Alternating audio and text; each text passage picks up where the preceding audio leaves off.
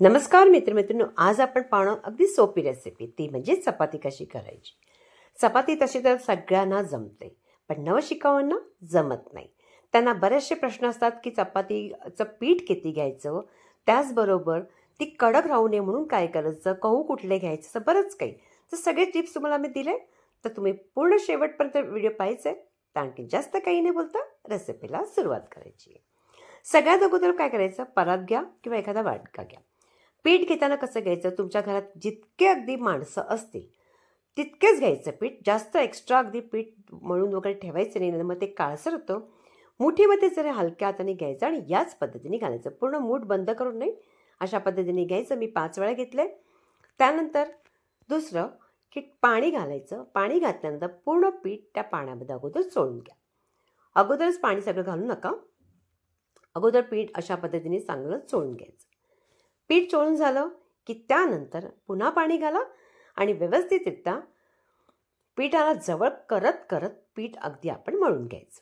अगदी व्यवस्थित होईल, काही प्रॉब्लेम होणार नाही. आता हे आहे, कोणते गहू घ्यायचे असं काही नाही, कोणतेही तुम्ही गहू घेऊ शकता. मात्र पीठ जेव्हा तुम्ही गिरणीमध्ये देता तेव्हा मात्र तुम्हाला पीठ अगदी बारीक दळून घ्यायचं, म्हणजे तुमची चपाती अगदी मऊ लुसलुशीत होईल. पीठ अगदी बघा सैलसर मी मळून घेतलं आहे. जे हाताला पीठ लागलेलं असतं, एखाद्या परातीला लागलेलं असतं, ते सगळं काढून घ्यायचं. म्हणजे परातीला जराही लागले नाही. असं म्हणायची मोठी माणसं की परात जेव्हा तुम्ही चपाती करता तेव्हा परात अगदी स्वच्छ राहिली पाहिजे, म्हणून हे कधी लक्षात ठेवायचं.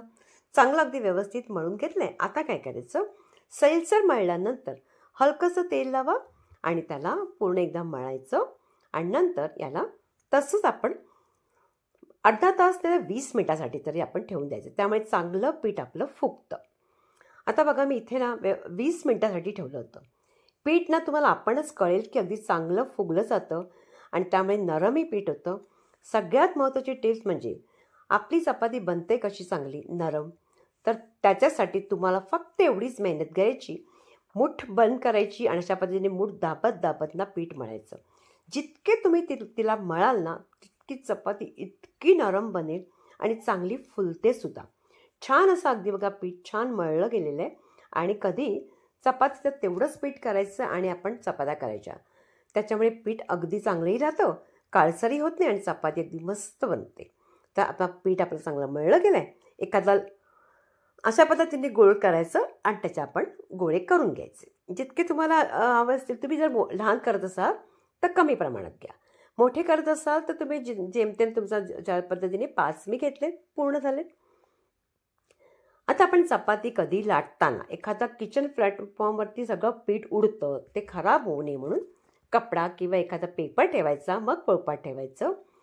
चपातीचा असा गोळा पिठाचा गोळा घ्यायचा, पीठ लावायचं आणि अगोदर छोटीशी चपाती लाटून घ्यायची. चपाती छोटीशी लाटली, त्याच्यावरती तेल किंवा तूप काही लावा. त्यानंतर पीठ भुरभुरायचं त्याच्यावरती. पीठ चांगलं भुरभुरल्यामुळे काय होतं, आपली चपाती आहे ना ती चांगली फुलते सुद्धा. पुन्हा त्याला आपण घडी करायची. आपण एक घडी केली, पुन्हा तर दुसरी घडी करायची. अशा पद्धतीने परत आपण तेल लावायचं आणि त्याच्यावरती पीठ भुरभुरायचं. आता ही घडी झाल्यानंतर याच्या कडा असतात ना, त्या चांगला दाबून घ्या. जर दाबून घेतला नाही तर काय होतं, आपण जेव्हा भाजतो ना चपाती तर तेव्हा ते सुटतात आणि आपली ना चपाती फुगत नाही. आणि फुगलं नाही तर अर्धी फुगते, अर्धी नाही फुगत, असं होतंच. पण काही हरकत नाही, पण तुम्ही अगोदरच दाबून घ्या, म्हणजे व्यवस्थित तुमची चपाती चांगली फुलली जाईल. आता पीठ लावायचं आणि त्याला आपण लाटून घ्यायचं. लाटताना कधी तुम्हाला ही टिप्स लक्षात ठेवा की जेव्हाही लाटता तेव्हा लाटणी खालच्या दिशेने आपण लाटायची. अशा पद्धतीने पीठ लाटायचं. त्यामुळे काय होतं, आपली चपाती चांगली फुलते. मधोमध मात्र थोडंसं जाडसर ठेवलं पाहिजे, पण अगदी जाडसर नाही, हलकंसं जाडसर. पण बाजूने कडा सगळं आपला पातळ अशा आपण लाटून घ्यायच्या. बघा छान अशी गोल झालेली आहे. त्यानंतर काय करायचं, लाटणीना पूर्ण अशी अगदी व्यवस्थित फिरून घ्यायची हलक्या हाताने. आणि जर त्या नवशिकाऊ असतील त्यांना थोडासा प्रॅक्टिस लागेल. प्रॅक्टिस केली की नक्की तुम्हाला चपाती करायला नक्कीच जमेल. होत नसेल तर तुम्ही लहान करा. लहान करता करता तुम्हाला मोठी आपोआप जमली जाईल. तर बघा छान असं झालेलं आहे आपलं. आता काय करूया, भाजून घेऊया. तवा इथे गरम करायचं, त्याच्यावर चपाती टाकायची, 2-3 सेकंद थांबायचे, मिनिटसुद्धा नाही, सेकंद. उलट करायची. बघा साईडने आपोआप ती फुलू लागते. अशा पद्धतीने फुलल्यानंतर त्याच्यावरती तुम्ही एखादी तूप किंवा तेल सोडू शकता आणि अशा पद्धतीने चांगली फुलली गेली की त्यात सोडायचं. तेल तुम्ही जर तेल लावत असाल तर तेल लावू शकता. ते इथे मी तूप लावलं आहे. उलट करायची बघा, खालून छान अशी भाजली गेली.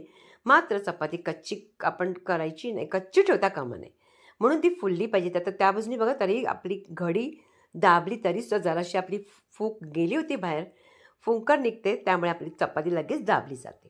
छान अशी आपली चपाती मस्त अशी रेडी झाली, अगदी मऊ होते, लुसलुशीत. ज्यांना ही घडीची चपाती जमत नसेल ना त्यांनी या पद्धतीने करा. एखादा पिठाचा गोळा घ्या आणि जास्त प्रमाणात पीठ लावून हलक्या हाताने तुम्ही लाटत राहा. आता तुम्हाला इथे काहीच करायचं नाही.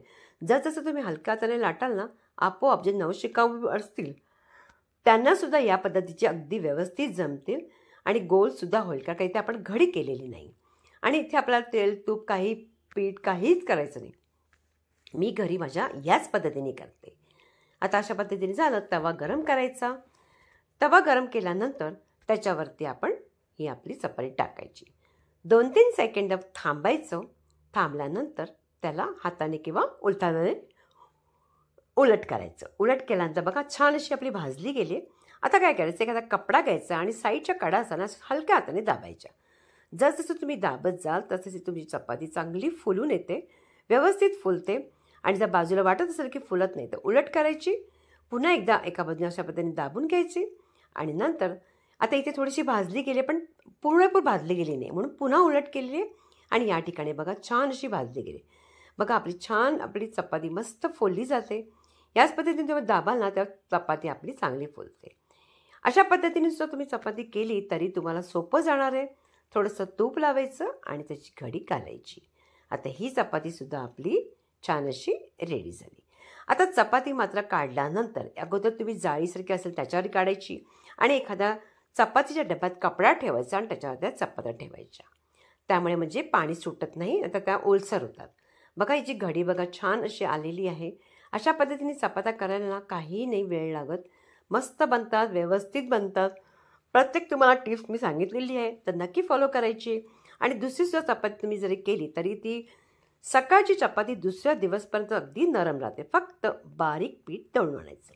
रेसिपी कशी वाटली, आवडली का? आवडलं जास्तीत जास्त लाईक करायचे, प्रत्येकांकडे शेअर करायचे.